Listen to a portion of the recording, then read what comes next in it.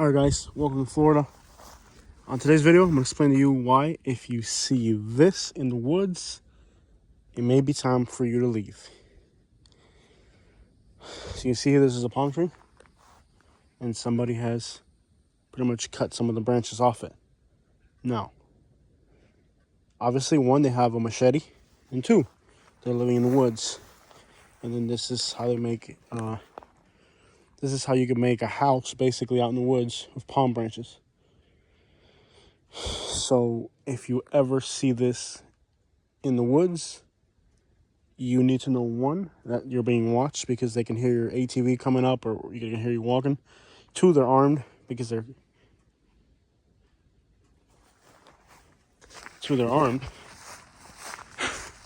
because they have a machete.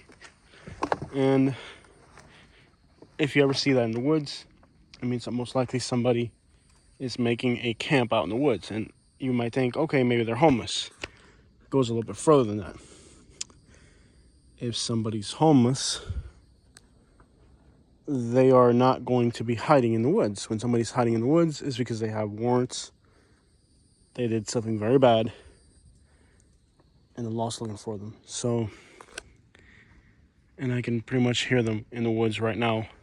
So, if you ever see this in the woods, you need to understand that you have to be ready to leave at any moment. They're armed, and they are homeless, and very likely they may be a very wanted fugitive because there's no other reason for a homeless person to pick out to live out in the woods, pretty much scavenging turtles and whatever's out here. So I've run into several of these out in the woods. This one is in progress right now. See, they cut them and they let them dry.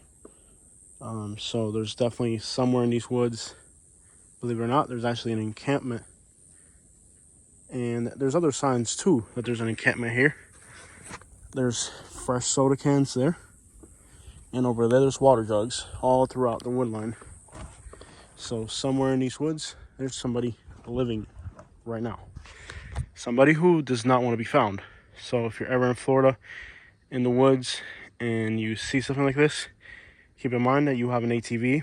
They could probably want to take that. If you have anything, clothes, whatever you may have, that the person could easily ambush you and attack you to take whatever you have because they're already on the run. So we're going to go ahead and get the crap out of here. Keep in mind that whoever this person is has absolutely nothing to lose. And if you're riding through the woods and they can ambush you, take your ATV if they decide that it's time for them to go somewhere else.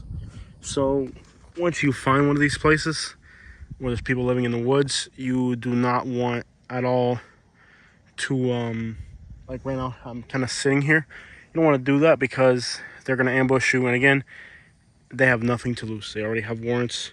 They already have, if they decide it's time to leave, they'll consider taking your ATV.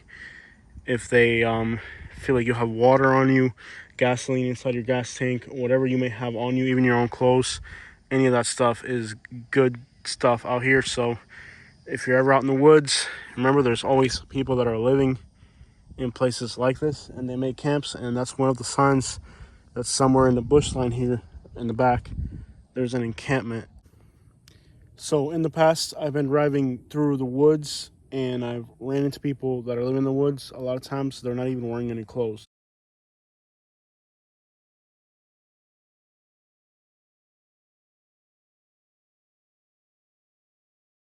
I mean, they're just out here in the wild. There's literally nobody around.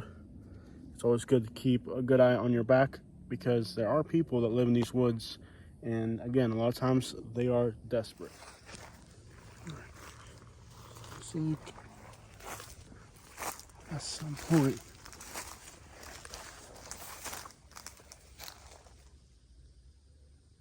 there's an encampment here.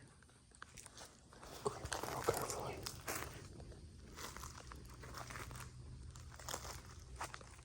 Okay. There's definitely like a homeless encampment here.